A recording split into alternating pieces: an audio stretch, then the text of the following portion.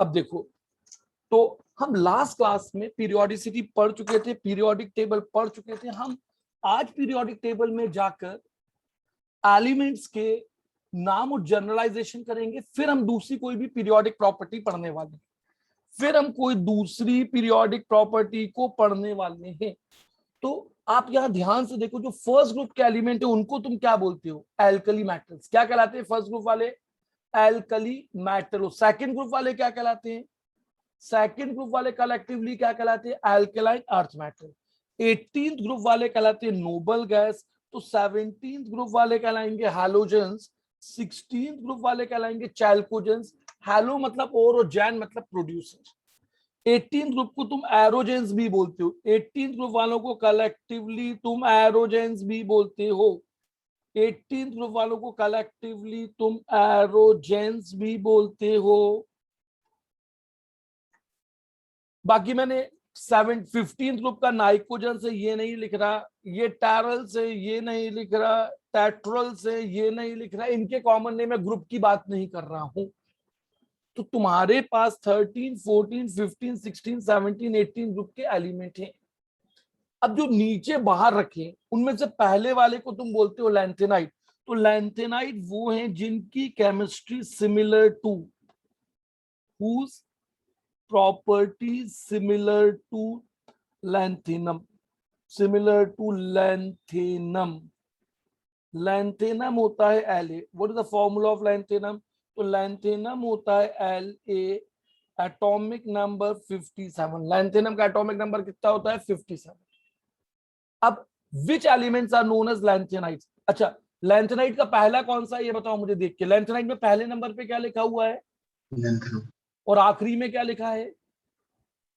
आखिरी 71 वाला क्या है बताओ मुझे? ल्यूटेशियम। क्या नाम है उसका? क्या नाम है? Lutetium.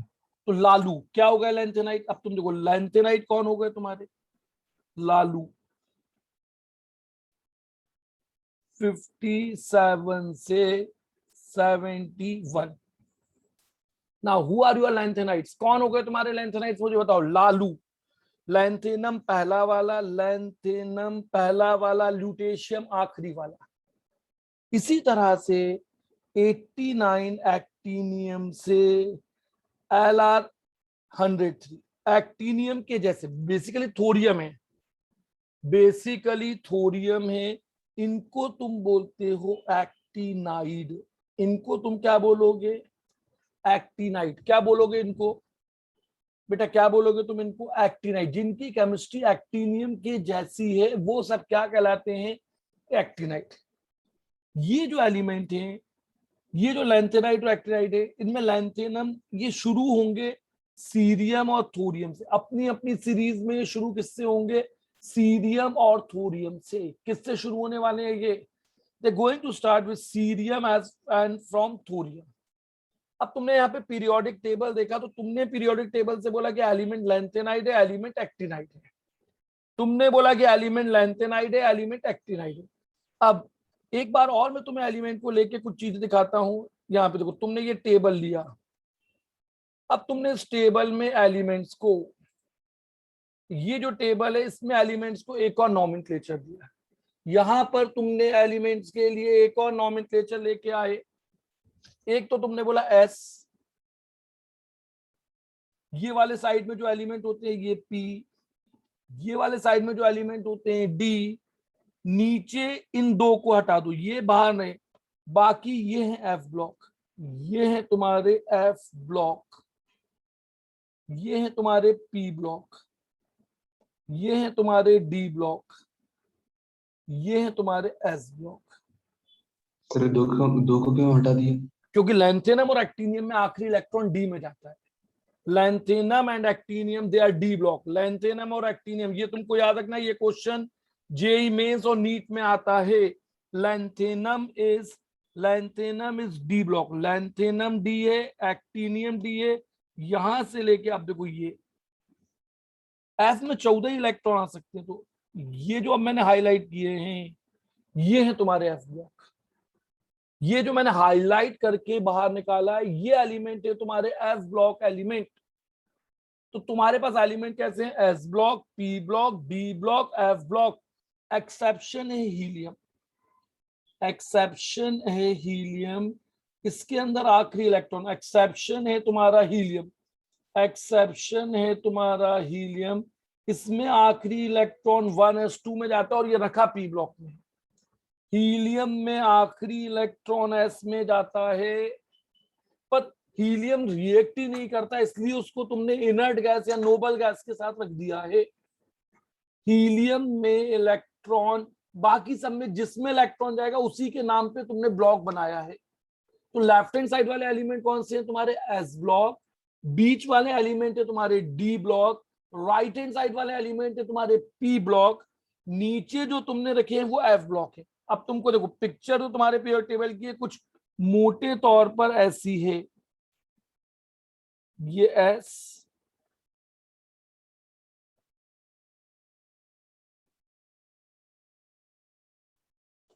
P, D, F. This being a picture of your periodic table, ये तुम्हारे पीरियोडिक टेबल की पिक्चर है। ये तुम्हारे पीरियोडिक टेबल की मोटे तौर पर पिक्चर है, एस पी डी एफ। ये समझ में आया तुमको? लास्ट इलेक्ट्रॉन की एंट्री के बेसिस पे तुम्हारे एलिमेंट चार तरह के हैं, जिनमें एस में गया तो एस ब्लॉक, पी में गया तो पी ब्लॉक, डी में गया तो डी ब्लॉक, एफ में गया तो एफ ब्लॉक। यहां तक क्लियर है तुम्हें? बेटा बताओ, यहां तक क्लियर है? Yes sir. यस। अब देखो, अब बोहर ने इन एलिमेंट को एक और नाम दिया। तुम जब तक ये टेबल नहीं समझोगे तब तक तुम्हें पीरियोडिसिटी नहीं आएगी। अब बोहर क्लासिफिकेशन, बोहर ने इन एलिमेंट्स का क्लासिफिकेशन किया। तो बोहर ने इनको चार कैटेगरी में रखा था। कितनी कैटेगरी में रखा हुआ था? यहाँ पे 4 कैटेगरीज में रखा था, जो कि अब हो गई है 3। 1971 के बाद अब हो गई है 3। मतलब जब बने थे तब 4 कैटेगरीज थी, अब ये 3 कैटेगरीज हैं। 3 कैटेगरीज में एलिमेंट है representative, representative element, representative element, representative element, transition element, transition element, transition element. अब तुमको यहां देखो, तुमने अपने एलिमेंट को, जितने भी एलिमेंट है उनको 3 कैटेगरी में डिवाइड कर दिया है। तुम्हारे जितने भी एलिमेंट है उनको तुमने यहाँ पे 3 कैटेगरी में डिवाइड किया। रिप्रेजेंटेटिव, ट्रांजिशन एलिमेंट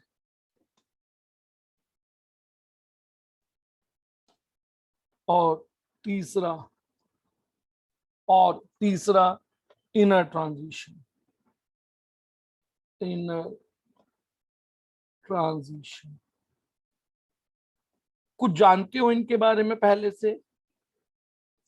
कोई भी बच्चा यहाँ पे जो बैठा हुआ है क्लास में, उसको इनके बारे में कुछ आइडिया है? इंटरनेट पे पढ़ा हो, 10th में पढ़ा हो, किसी ने बताया हो, कुछ समझ में आता है इनके बारे में? नहीं सर। नहीं आता। अब मैं तुमको, जब तुम पहली बार 7th स्टैंडर्ड में आए थे तो तुमको ऐसा सिखाया गया था, केमिस्ट्री में एलिमेंट अपने आखिरी शेल के इलेक्ट्रॉन का लॉस गेन या शेयर करके कंपाउंड बनाते हैं। फिर जब तुम 8th में आए तो तुम्हें बोला कि यार वो लॉस गेन शेयर करके बॉन्ड बनाते हैं। फिर जब तुम 10th में आए तो उन्होंने बोला एलिमेंट अपने आखिरी शेल के इलेक्ट्रॉन लॉस गेन और शेयर करके नोबल गैस का कॉन्फिगरेशन चाहते हैं। तुमने यही सुना था? एलिमेंट लास्ट शेल के Yes, sir. इलेक्ट्रॉन का लॉस करेंगे या गेन करेंगे या शेयर करेंगे। अब सबसे पहले तुम देखो, एलिमेंट को जो मैंने नाम दिया, मैं यहाँ पे बोल रहा हूं रिप्रेजेंटेटिव एलिमेंट। तो रिप्रेजेंटेटिव एलिमेंट वो है who can loss gain or share, who can loss gain or share, who can loss or gain or share only last shell electron.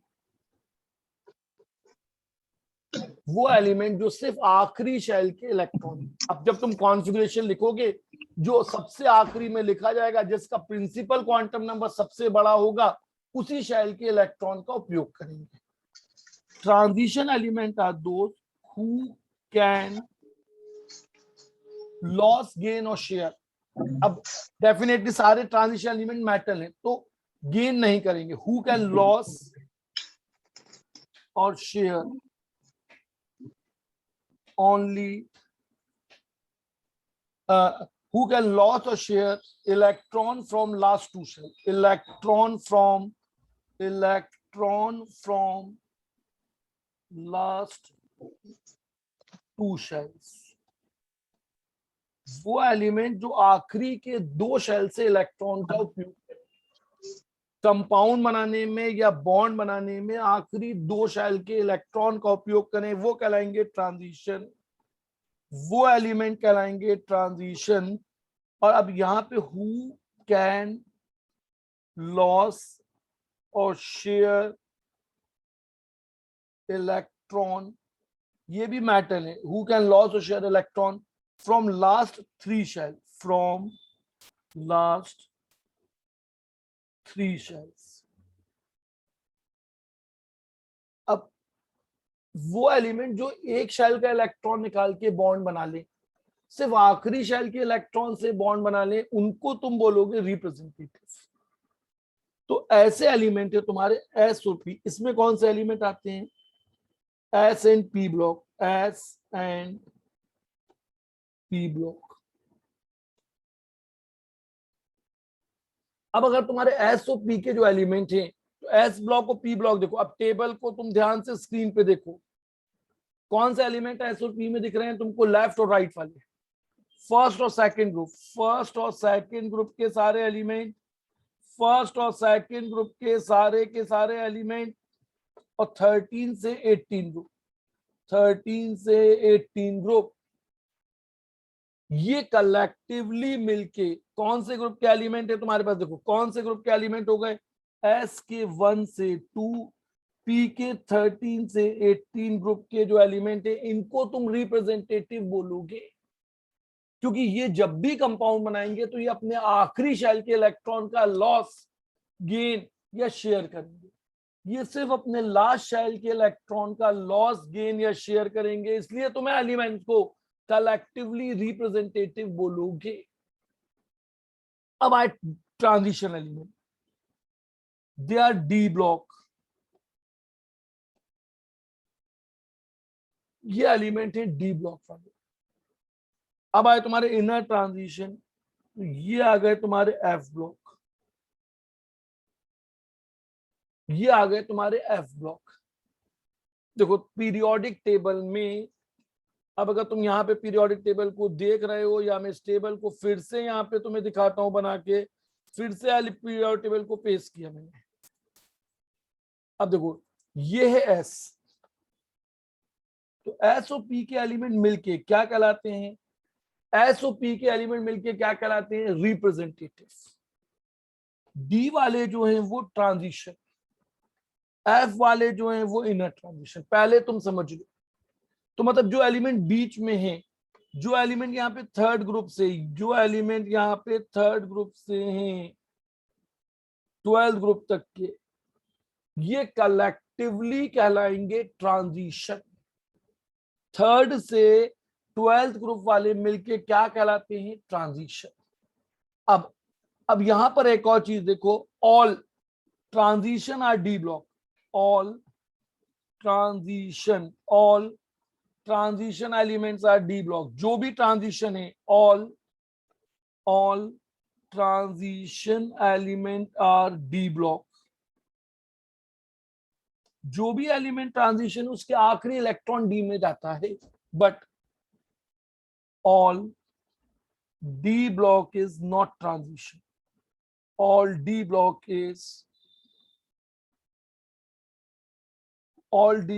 is not transition। जो पूरा D ब्लॉक है वो transition नहीं है। इसका मतलब अब देखो, जब तुम इस टेबल को देखते हो तो ये जो जिंक कैडमियम मरकरी है, ये जो तुम्हारे जिंक कैडमियम मरकरी है, जिसको अभी मैंने यहाँ पे ब्लू वर्टिकल लाइन लगाई है, ये जो तुम्हारे 12th ग्रुप वाले हैं, ये डी ब्लॉक तो है पर ये ट्रांजिशन नहीं है। अब तुम्हें ध्यान रखना है कि zinc cadmium mercury are non transition, zinc cadmium mercury are non transition, are non transition D block. तो जिंक कैडमियम और मरकरी डी ब्लॉक तो है, जिंक कैडमियम और मरकरी डी ब्लॉक है, जिंक कैडमियम और मरकरी डी ब्लॉक है, पर वो ट्रांजिशन नहीं है। जिंक कैडमियम और मरकरी डी ब्लॉक है, डी ब्लॉक होने का मतलब इनमें आखिरी इलेक्ट्रॉन डी में जाता है, पर ये दो शेल के इलेक्ट्रॉन का उपयोग नहीं करते हैं, ये सिर्फ आखिरी के शेल का उपयोग करते हैं। ये तुम्हें याद करना पड़ेगा कि zinc cadmium and mercury, zinc cadmium and mercury are non transition. 12th group वाले जो मेटल हैं, 12th ग्रुप में देखो कौन से मेटल है, which metals are present in the 12th group of periodic table, which metals are present in the 12th group of periodic table, कौन से मेटल है जो 12th ग्रुप में है। फिर से मैं यहाँ पे उनको पेश करता हूं, देखो फिर से मैं तुमको पीरियोडिक टेबल दिखा रहा हूं, ध्यान से देखना है। ये है जिंक, ये जो एलिमेंट है, ये जो एलिमेंट है, ये जो एलिमेंट है तुम्हारे डी ब्लॉक वाले, ये ट्रांजिशन नहीं है। The zinc cadmium and mercury are D block, they are non transition. बीच में ये जो डिब्बा, ये जो डिप दिख रहा है, ये पूरा का पूरा डी ब्लॉक है, ये पूरा का पूरा डिप डी ब्लॉक है। ये जो 4th 5th 6th पीरियड के एलिमेंट बीच में बने हुए हैं, ये डी ब्लॉक है। तो सारे के सारे ट्रांजिशन एलिमेंट डी ब्लॉक है, पर सारे डी ब्लॉक वाले ट्रांजिशन नहीं। सर हाँ बोलो, बोलो भाई। सर लास्ट सेल से इलेक्ट्रॉन छोड़ने के बाद इलेक्ट्रॉन वो एटम तो स्टेबल हो जाएगा ना सर? अब मैं बताता हूँ ऐसा कैसे होगा, यहां समझो, मैं तुमको दिखाता हूँ। अब हमने लास्ट क्लास में डी ब्लॉक का कॉन्फ़िगरेशन लिखा, मैंने यहाँ लिखा scandium science teacher very cruel. ये तुमको याद करना है, मैंने शुरू में सिखाया था जब पीरियड पढ़ाया था, science teacher very cruel manage free coaching to Nitin cousin, scandium manage free coaching to Nitin cousin. ये मैं तुमको याद करना सिखाया था। देखो जब मैं तुमको शुरू में पीरियड टेबल पढ़ाया था, तो ये डी ब्लॉक देखो, science teacher very cruel manage free coaching to Nitin cousin.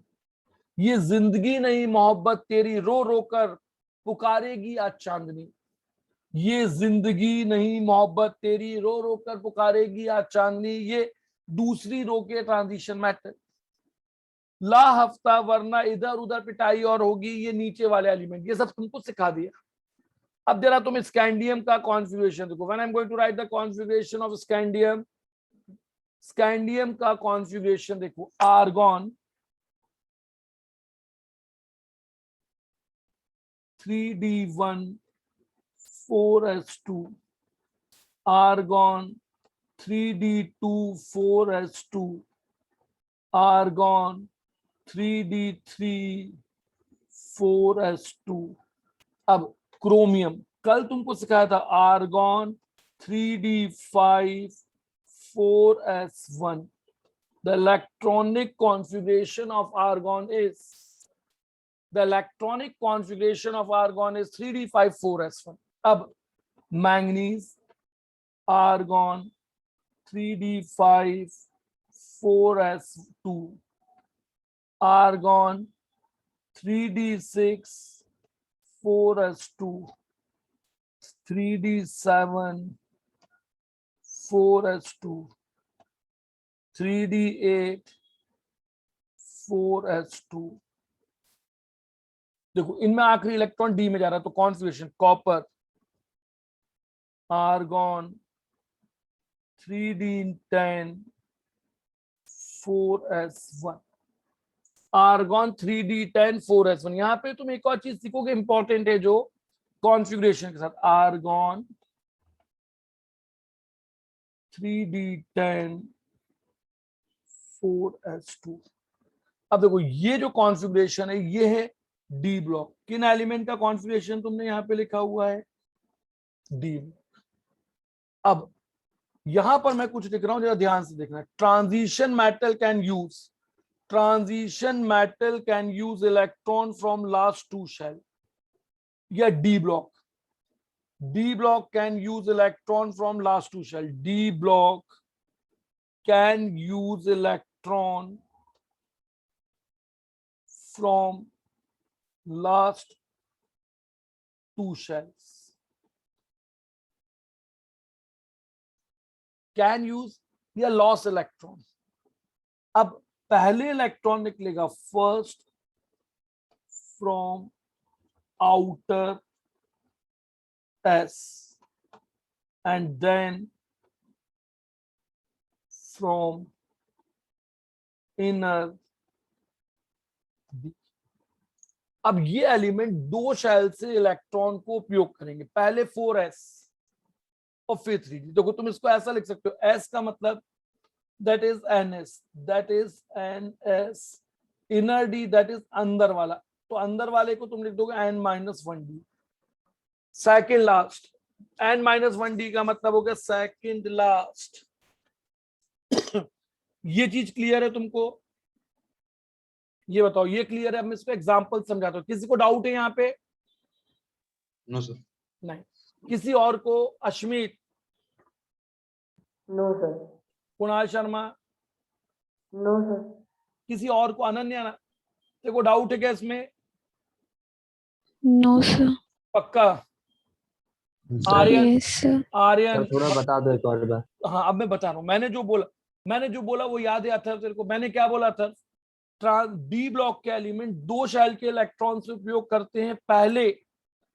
पहले एस से इलेक्ट्रॉन निकलेगा, फिर कहां से इलेक्ट्रॉन निकलेगा? डी से। ये समझ में आया अथर्व? Yes sir. अब देखो, Yes, अब sir. मैं यहां लिखता हूं टाइटेनियम के दो कैटायन, टाइटेनियम +2, टाइटेनियम +4। जब ये लॉस करेंगे तो मेटल इलेक्ट्रॉन का लॉस कर रहा है। अब टाइटेनियम +2 बनने में इलेक्ट्रॉन कहां से निकलेगा? 4s या 3d? पहले बताओ, मैंने जो तुमको बोला कि इलेक्ट्रॉन का लॉस कहां से होगा, 3d या 4s? Sir 3D। पहले 4s। 4s, पहले 4s। अब निकालते हो कोई ऑफ बाउंड नहीं, तो यहां तुमने लिखा आर्गॉन 3d2 और 4s के दो इलेक्ट्रॉन चले गए। देखो टाइटेनियम में 4s के दो इलेक्ट्रॉन का लॉस हुआ, तभी तो उसमें +2 चार्ज आया। अब अगर देखो टाइटेनियम +4 है तो इलेक्ट्रॉनिक कॉन्फिगरेशन होगा आर्गॉन 3d0 4s0। कितने इलेक्ट्रॉन का लॉस किया टाइटेनियम में? अब टाइटेनियम ने कितने इलेक्ट्रॉन का लॉस किया है यहाँ पर? बताओ मुझे, कितने का लॉस? 4। 4। एक जगह। अब देखो पहले इलेक्ट्रॉन कहां से निकला? पहले इलेक्ट्रॉन कहां से निकला? बाहर वाला s, मतलब 4s। किससे निकला इलेक्ट्रॉन? अच्छा अब मैं तुमसे बोलूं फेरस का कॉन्फ़िगरेशन और फेरिक का कॉन्फ़िगरेशन लिख के बताओ। What is the electronic configuration of ferrous and ferric? Ferrous का क्या कॉन्फ़िगरेशन होगा? What is the electronic configuration of ferrous? Ar 3d6 4s0। हाँ अब देखो, Ar 3d6। अब तुम 4s0 नहीं लिखोगे, खाली पड़ा है तो लिख भी सकते हो, नहीं भी लिख सकते हो। अब पहले इलेक्ट्रॉन कहां से निकले? 4s। अब ये हो जाएगा आर्गॉन 3d5। अच्छा अब मुझे कॉपर के दो कैटायन बनते हैं, कॉपर 1 और copper 2। What is electronic configuration of copper +2? बताओ मुझे, what is electronic configuration of copper +1 and copper +2? Copper +1 का कॉन्फ़िगरेशन बताओ मुझे। Argon 3d9। 3d sir 10। इसका 3d10 और उसका 3d9। हाँ, पहले इलेक्ट्रॉन कहां से निकलेगा? पहले 4s। 4s। ये आर्गॉन 3d9। अच्छा अब मैं तुमको बोलूं कहीं पे निकल का कॉन्फ़िगरेशन लिखो, निकल +2। निकल +2 का कॉन्फ़िगरेशन क्या होगा? What is electronic configuration of nickel +2? Argon 3d8। 3d8। अच्छा कोबाल्ट दो कैटायन बनाता है, cobalt form 2 cation Cobalt forms 2 cation as cobalt plus 2, cobalt plus 2 और cobalt plus 3. अब cobalt plus 2 का कॉन्फिगरेशन बताओ. What is the electronic configuration of cobalt plus 2? Argon 3D. 7 argon, argon. तुम बताओ मुझे क्या लिखेंगे कॉन्फिगरेशन में अपन यहाँ पे. आर्गन 3D7 3d7 4s0 लिख दिया. 4s0 मत लिखो भले. अब अगर मैंने लिखा कोबाल्ट आर्गन 3d6 लिख सकते हो. अच्छा, क्रोमियम प्लस 3 का कॉन्फिगरेशन क्या होगा? What is chromium plus 3?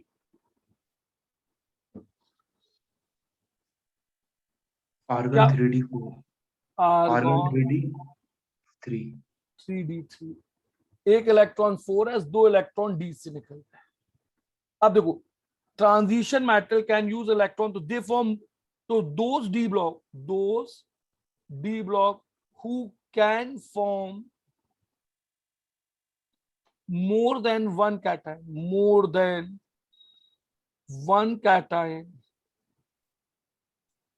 तो transition metal are those D block who can form more than one cation. जो एक से ज्यादा कैटायन बनाएंगे उनको तुम ट्रांजिशन. जिंक एक ही बनाता है. देखो, अब जिंक जो है वो एक ही कैटायन बनाता है. जिंक का प्लस 2 एक ही कैटायन बना. Zinc plus 2 electronic configuration argon 3d10.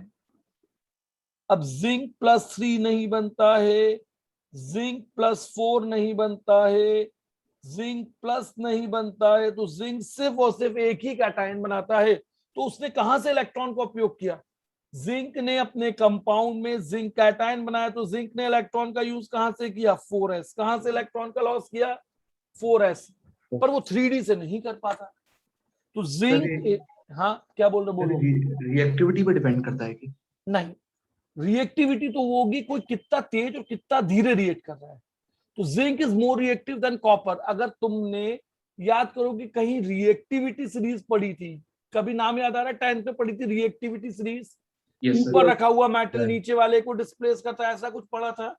तो जिंक कॉपर से ज्यादा रिएक्टिव. रिएक्टिविटी ये नापती है कि how fast it is going to react.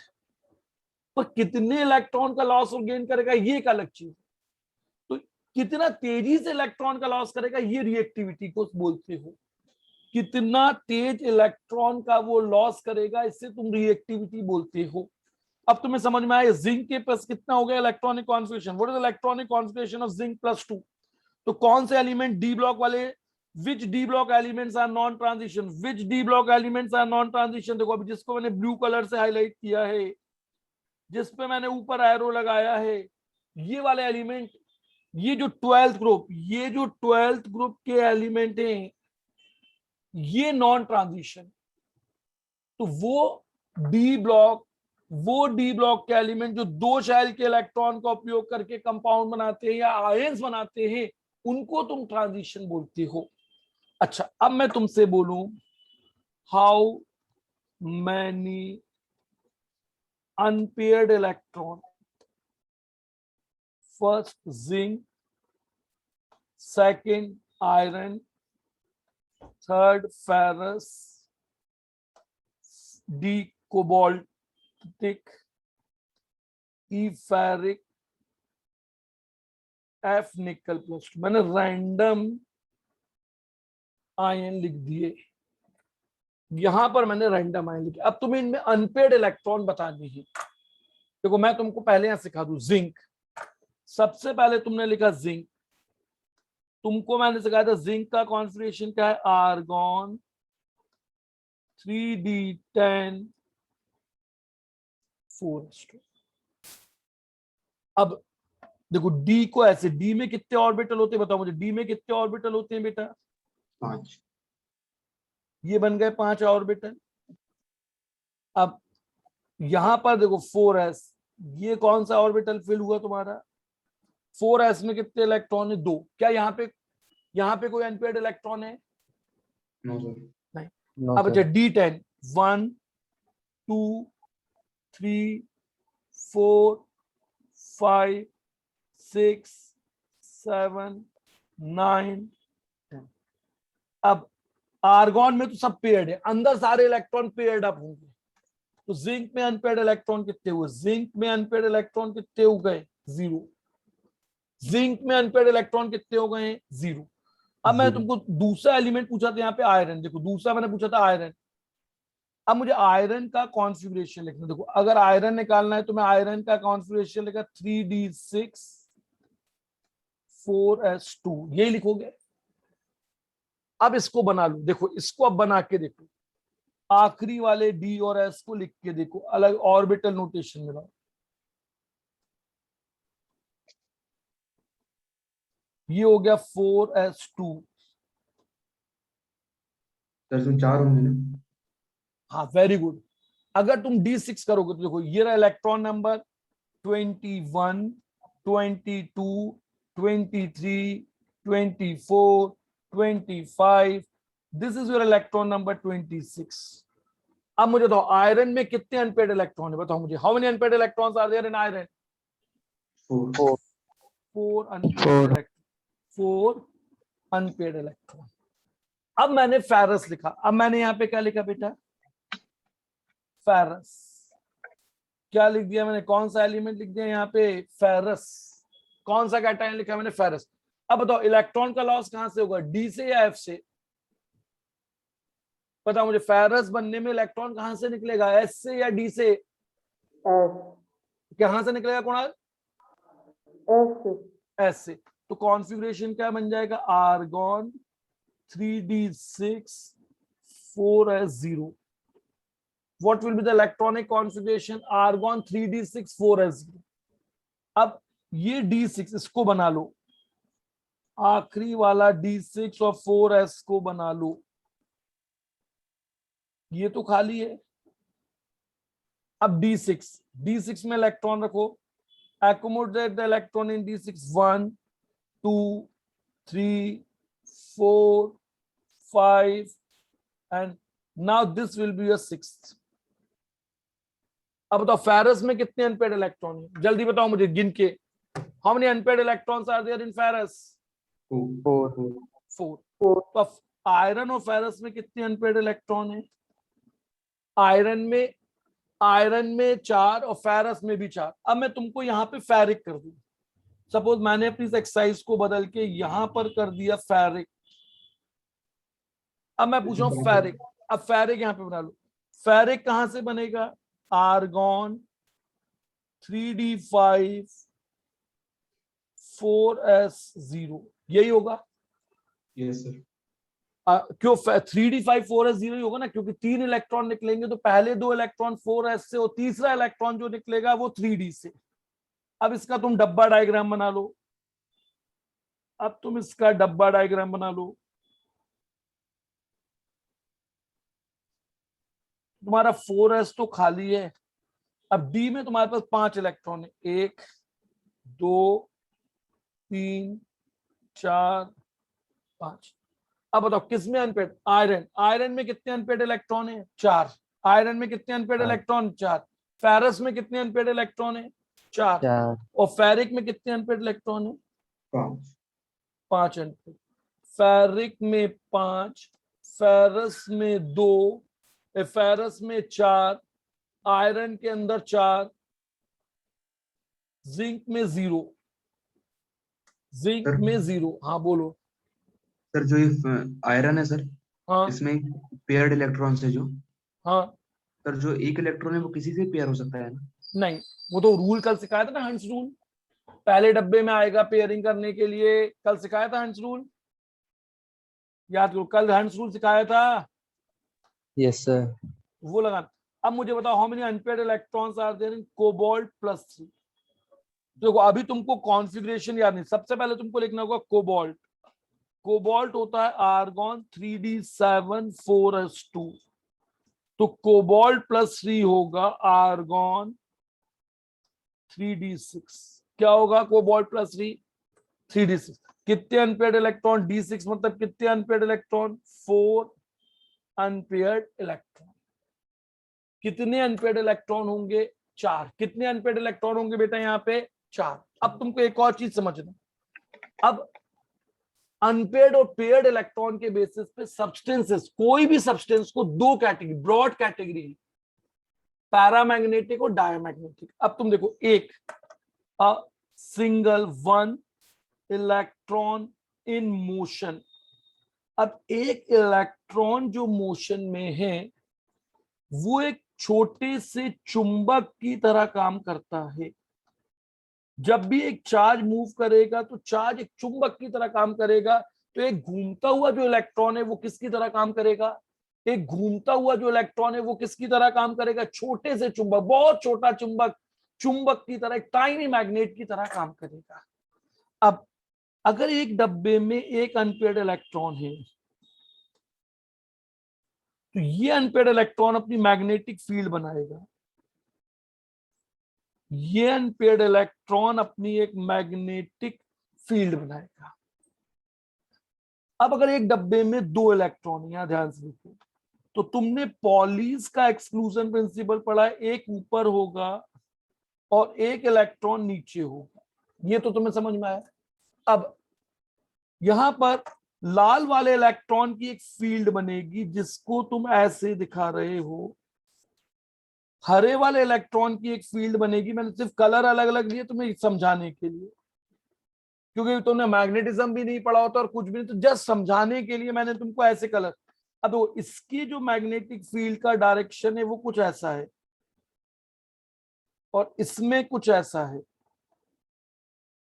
तो दोनों इक्वल एंड अपोजिट हो रहे हैं। भाई इस डब्बे में दो इलेक्ट्रॉन, दूसरे डब्बे में कितने इलेक्ट्रॉन है? दो। बट देखो दूसरे डब्बे में, दूसरा डब्बा मतलब दूसरा ऑर्बिटल, दूसरे ऑर्बिटल में दो इलेक्ट्रॉन है, एक ऊपर और एक नीचे। तो इनका नेट रिजल्टेंट क्या होगा? जीरो। नेट रिजल्टेंट क्या होगा? जीरो। जबकि इसके केस में तो रिजल्टेंट एक डायरेक्शन में होगा, क्योंकि एक ही इलेक्ट्रॉन है, तो उसका जो भी डायरेक्शन है उसी डायरेक्शन पर मैग्नेटिक फील्ड बन रही है। ये समझ में आया कि नहीं आया, ये बताओ अश्मीत, कुणाल, ये समझ में आया बेटा? Yes, sir. अब जब तुम बहुत ध्यान सारे इलेक्ट्रॉन्स एक ही साइड होते हैं सर। नहीं, क्यों? एक डब्बे में तो दो हो सकते हैं, एक ऊपर और एक नीचे। नहीं मतलब पांच, जैसे 5 डिब्बे हैं सर डी ब्लॉक में। अरे रुक, तो डी पहले बताओ, एक अभी जो लिखा वो बताओ मुझे, बाकी में तुम्हें बताओ। एक इलेक्ट्रॉन ऊपर होगा और एक नीचे होगा, तो उसका रिजल्टेंट मैग्नेटिक रिजल्टेंट मोमेंट कितना होगा? जीरो। कितना होगा? जीरो। इसका जीरो नहीं होगा, इसका रिजल्टेंट जीरो नहीं होगा, इसका मैग्नेटिक मोमेंट या resultant will not be zero. अब देखो, तुम्हारे सब्सटेंस, तुम्हारे जितने भी सब्सटेंस है उनको तुमने पहले दो ब्रॉड कैटेगरी में रखा है, डायामैग्नेटिक और पैरामैग्नेटिक। फिर पैरामैग्नेटिक 3 तरह के होंगे, वो अभी सब हम नहीं पढ़ रहे। अब देखो, कोई भी सब्सटेंस तुम्हारा दो तरह का, diamagnetic no unpaired electron, no unpaired electron, paramagnetic at least one unpaired electron. अब देखो, सारे सब्सटेंस अपने पेयर्ड और अनपेयर्ड इलेक्ट्रॉन के बेसिस पे दो तरह के होंगे। सारे, all substances are of broadly of two type, diamagnetic और पैरामैग्नेटिक। ये चीज समझ में आई या नहीं आई, बताओ मुझे बेटा, ये बताओ, ये समझ में आई कि नहीं आई? आ गया सर। हाँ, सारे के सारे सब्सटेंस तुम्हारे कैसे होंगे? दो तरह के। सारे के सारे सब्सटेंस तुम्हारे दो तरह के होंगे, डायामैग्नेटिक और पैरामैग्नेटिक। अभी सब समझाता हूं, देखो सिखाऊंगा। अब magnetic moment mu, magnetic moment mu लिखोगे। अब तुमको ये नापना है कि कोई सब्सटेंस कितना मैग्नेटिक है, तो उसके लिए तुम लिखते हो म्यू। म्यू होता है तुम्हारा रूट n+2 और इसका यूनिट है बोहर मैग्नेट्रॉन। यहां पर n है number of unpaired electron. n क्या चीज है यहाँ पे? Number of unpaired electron. तो डायामैग्नेटिक में n होगा 0। अगर कोई सब्सटेंस डायामैग्नेटिक है तो उसके अंदर n 0 होगा। मतलब उसमें अनपेड इलेक्ट्रॉन नहीं है। अगर अनपेड इलेक्ट्रॉन नहीं है तो उसका मैग्नेटिक मोमेंट म्यू भी कितना होगा, 0। ये कुछ फिजिकल क्वांटिटीज है मैग्नेटिक मोमेंट। तो मैंने बोला अगर n 0 है तो म्यू भी 0। ये समझ में आया अदीबा? बेटा अदीबा Yes, ये समझ में आ रहा है? अब देखो मैंने बोला दो तरह के सब, इसमें n 0 नहीं होगा और म्यू 0 नहीं होगा। सर ये सब क्यों लिख रहे हो, क्या कर रहे हो, हमें तो कुछ बहुत ज्यादा क्लियर नहीं हो रहा। अब मैं तुमको अब कॉन्फ़िगरेशन लिखूंगा सब समझ में आएगा। अब देखो जब मैं कॉन्फ़िगरेशन लिखूंगा तो समझ में आएगा। अब तुम देखो मैंने लिखा यहाँ पे सोडियम प्लस, क्या लिखा मैंने यहाँ पे, sodium plus 1s2 2s2 2p6, ये हो गया सोडियम प्लस। अब देखो अगर 1s2 है तो इसमें तो 2 ही इलेक्ट्रॉन है, दोनों पेयर्ड अप। 2s2 2 इलेक्ट्रॉन, दोनों पेयर्ड अप। 2p6 ये 6 electron paired up.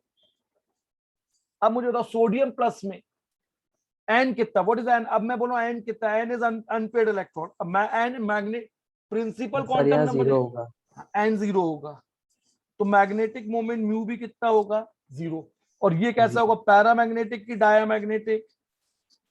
diamagnetic, diamagnetic. Amen. Diamagnetic. अब तुम यहाँ देखो जिंक लिखा तुमने, यहाँ लिखा जिंक,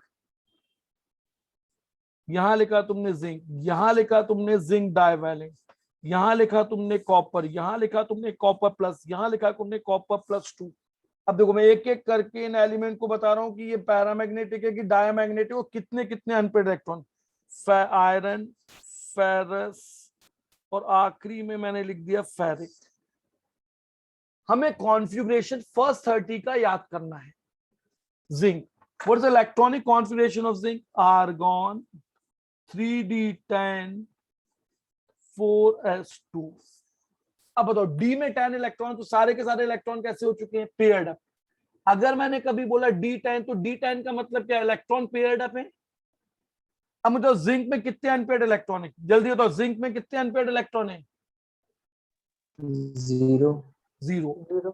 जिंक में अभी मैंने तुमको बताया 0, जिंक में 0 अनपेयर्ड इलेक्ट्रॉन, तो म्यू भी 0।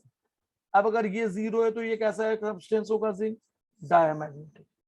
जिंक +2 का कॉन्फ़िगरेशन, आर्गॉन 3d10 और 2 इलेक्ट्रॉन एस से निकले तो उसको 4s0 कर दिया। अब मुझे यहां से देख के बताओ एन कितना है, अभी भी 0, म्यू अभी भी 0, सब्सटेंस कैसा है तुम्हारा, डायमैग्नेटिक। अच्छा बताओ कॉपर का configuration, what is electronic configuration of copper? Argon 3d10 4s1। अब मुझे बताओ कॉपर में कितने अनपेयर्ड इलेक्ट्रॉन है, जल्दी बताओ कॉपर में 1। 1 n is equal to 1, mu is equal to 1 1 + 2, और ये पैरामैग्नेटिक। कैसा सब्सटेंस है कॉपर? कॉपर कैसा सब्सटेंस है, पैरामैग्नेटिक। पैरामैग्नेटिक। ठीक। अब copper plus argon 3d10 4s0। अब n 0 तो म्यू 0, पैरामैग्नेटिक की डायमैग्नेटिक? कॉपर प्लस कैसा हो गया, डाया। अच्छा अब कॉपर +2 लिख रहा हूं, I am writing here copper +2, argon 3d9 4s0। अब बताओ d9 में कितने अनपेयर्ड इलेक्ट्रॉन होंगे, लिख के देखो एक पेज पे, मुझे बताओ d9 में कितने अनपेयर्ड इलेक्ट्रॉन होंगे? एक। Very good. d9 मतलब एक अनपेयर्ड इलेक्ट्रॉन, म्यू की वैल्यू √3, पैरामैग्नेटिक की डायमैग्नेटिक?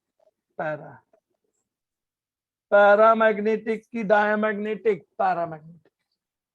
अगर किसी भी सब्सटेंस में अनपेयर्ड इलेक्ट्रॉन है तो वो तुम पैरामैग्नेटिक बोलोगे, और अगर सारे इलेक्ट्रॉन पेयर्ड अप है, कोई भी अनपेयर्ड इलेक्ट्रॉन नहीं है, तो तुम उसे क्या बोलोगे, डायमैग्नेटिक। सर म्यू की वैल्यू से क्या होता है?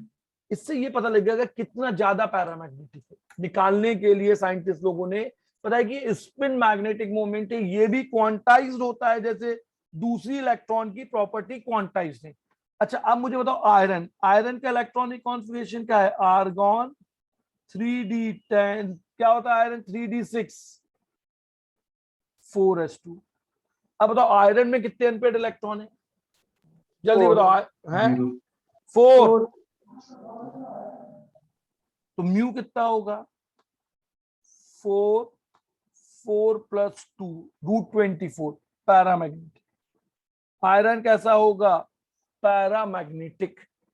अब बताओ ferrous, ferrous argon 3d6 4s0, अभी भी 4 unpaired electron, mu 4, 4 + 2, substance is paramagnetic. Ferric argon 3d5 4s। अब तो फेरिक में कितने अनपेयर्ड इलेक्ट्रॉन है? How many unpaired electrons are there in ferric? 5. 5। Mu कितना होगा? 5 × 7 पैरामैग्नेटिक। अब जितने ज्यादा अनपेयर्ड इलेक्ट्रॉन उतना ज्यादा डी ब्लॉक में paramagnetism. More is the number of unpaired electron, more will be the paramagnetism. अब देखो यहां से अगर आखिरी वाले देखोगे, अनपेयर्ड इलेक्ट्रॉन आयरन में 4, फेरस में 4 और फेरिक में कितने हैं? 5। फेरिक में कितने हैं बेटा? How many unpaired electrons are there in ferric? 5. 5. अब एक और चीज आती है टोटल स्पिन। यहां पर एक और फॉर्मूला समझो, सिर्फ टोटल स्पिन, मतलब जितने अनपेयर्ड इलेक्ट्रॉन होंगे उनसे, ये हो जाती है 1/2 × n। What is n? n is number of unpaired electron. अगर मैं तुमसे एक ऑब्जेक्टिव क्वेश्चन में पूछूं कि फेरिक आयन की टोटल स्पिन कितनी है, what is the total spin off ferric ion, बताओ मुझे कितनी होगी? जल्दी बताओ, फेरिक आयन की टोटल स्पिन कितनी होगी? 5/2 Sir, 2.5 2. n की वैल्यू 5। फेरस की कितनी होगी? 1/2 × 4 दैट इज 2। आयरन के लिए कितनी होगी? 2। तो डायमैग्नेटिक की टोटल स्पिन, तो टोटल स्पिन होती है बड़ा वाला एस। देखो यहां पर छोटा एस और बड़ा एस। छोटा एस मतलब नंबर ऑफ अनपेयर्ड इलेक्ट्रॉन, छोटा एस, तो इसकी टोटल स्पिन भी 0, टोटल स्पिन भी 0 हो गई है। तो मैंने बताया अगर किसी सब्सटेंस में अनपेयर्ड इलेक्ट्रॉन है तो वो कैसा होगा? पैरामैग्नेटिक। और सारे इलेक्ट्रॉन पेयर्ड है तो वो सब्सटेंस कैसा होगा? डायमैग्नेटिक। अगर अनपेयर्ड इलेक्ट्रॉन है तो सब्सटेंस कैसा होगा? अगर अनपेयर्ड इलेक्ट्रॉन है तो सब्सटेंस कैसा होगा? Substance Diamond. डायमैग्नेटिक। और अगर अनपेयर्ड है तो पैरा, और पेयर्ड अप है या कोई भी अनपेयर्ड इलेक्ट्रॉन नहीं है तो डायमैग्नेटिक। देखो डायमैग्नेटिक वो है जो मैग्नेट से दूर भागते हैं, पैरा में मैग्नेट की तरफ कुछ नहीं होते। पैरामैग्नेटिक वो है जो चुंबक की तरफ अट्रैक्ट होते हैं। वो सब्सटेंस जो चुंबक की तरफ अट्रैक्ट होते हैं उनको तुम बोलोगे पैरामैग्नेटिक। तुमने क्या बोला? जिनमें अनपेयर्ड इलेक्ट्रॉन होंगे, जिनमें अनपेयर्ड इलेक्ट्रॉन होंगे वो चुंबक की तरफ अट्रैक्ट होंगे, और वो सब्सटेंस तुम्हारे क्या कहलाएंगे? Paramagnetic substance. क्या कहलाएंगे वो? Paramagnetic substance. तो अब तुम्हें एक ऑब्जेक्टिव के लिए दो चीजें पता लगी आज की क्लास से, कि अगर अनपेयर्ड इलेक्ट्रॉन है तो सब्सटेंस कैसा होगा? पैरा। और अगर एक भी अनपेयर्ड इलेक्ट्रॉन है तो कोई भी सब्सटेंस, चाहे वो कंपाउंड हो, चाहे वो एलिमेंट हो, चाहे वो आयन हो, वो सब कंपाउंड कैसा होगा? डायमैग्नेटिक। अच्छा अब मैं तुमको बोलता हूँ वाटर में एक भी अनपेयर्ड इलेक्ट्रॉन नहीं है, तुमको अभी ये नहीं मालूम कैसे आया। अगर मैंने तुमको ऐसा लिखा वाटर में एक भी अनपेयर्ड इलेक्ट्रॉन नहीं है, no unpaired electron in water, no unpaired electron in H2O, जिसे तुम वाटर बोलते हो, तो इसका मतलब हुआ water is diamagnetic. Water is sir बोलो। सारे कंपाउंड डायमैग्नेटिक होते हैं। नहीं, कंपाउंड या तो पैरा होगा या डाया। पैरा वाले फिर 3 तरह के होंगे, फेरो, फेरी, एंटी फेरो। पैरामैग्नेटिक सब्सटेंसेस में फेरोमैग्नेटिक, फेरी मैग्नेटिक, एंटी फेरो। अभी वो सब हमको नहीं पढ़ना, अभी ये सब नहीं। तो अब अगर देखो मैंने बोला किसी में अनपेयर्ड इलेक्ट्रॉन है, इन NO2 there is one unpaired electron, तो NO2 is paramagnetic, NO2 is paramagnetic। अब फंडा ये है कि कंपाउंड कोई भी है, अगर उसमें अनपेयर्ड इलेक्ट्रॉन होगा, अभी तुम नहीं निकाल पाओगे। देखो तुमको कंपाउंड के लिए बॉन्डिंग सीखनी होगी। तुमने अभी अनपेयर्ड इलेक्ट्रॉन निकालने किसमें सीखे? एटम और आयंस में। किसमें सीखे तुमने? मैंने अभी तुमको कहां पर सिखाया अनपेयर्ड इलेक्ट्रॉन निकाला? एक एटम और एक आयन जो गैस में हो, एक आयन जो गैस में हो। यहाँ पे जितने भी आयन है ये सब गैसियस स्टेट में है या मेटल सॉलिड है। अब अगर मैं तुमको ऐसा बोल दूं no unpaired electron in water, no unpaired electron in water, तो वाटर इज डायमैग्नेटिक। और अगर जिसमें अनपेयर्ड इलेक्ट्रॉन है वो क्या होगा? पैरामैग्नेटिक। पैरामैग्नेटिक का मतलब हुआ अट्रैक्टेड टूवर्ड मैग्नेट। पैरामैग्नेटिक का मतलब हुआ अट्रैक्टेड टूवर्ड्स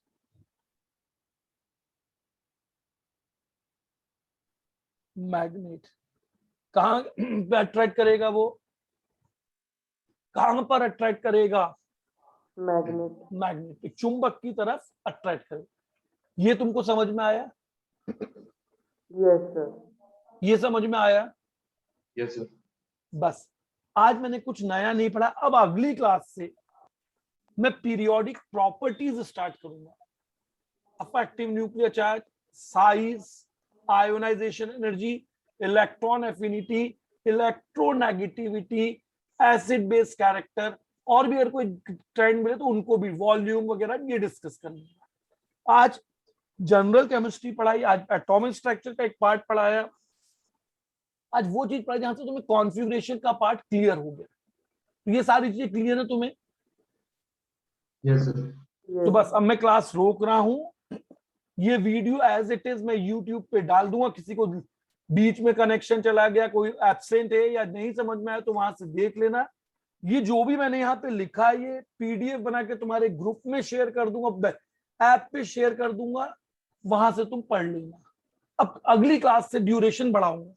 जैसे आज मैंने सिर्फ 1 घंटे से भी कुछ कम समय तुम्हें पढ़ाया, पर अब नेक्स्ट क्लास से ये ड्यूरेशन बढ़ाऊंगा, 1.5 घंटा या उससे भी ज्यादा जाएगा, क्योंकि अब टॉपिक इंटरेस्टिंग भी होगा और तुम्हें पढ़ने पे समझ में भी आएगा। तो ये सारी चीजें क्लियर है बेटा? Yes sir. चलो अब मैं क्लास को यहीं पे रोक रहा हूँ। अपना ध्यान रखना और खूब अच्छी तरह से पढ़ाई करना। सर व्हाट्सएप पे भेज देना सर। अभी मैं ग्रुप में हाथ डाल देता हूँ, चलो भेजता हूँ, ठीक है? ठीक है।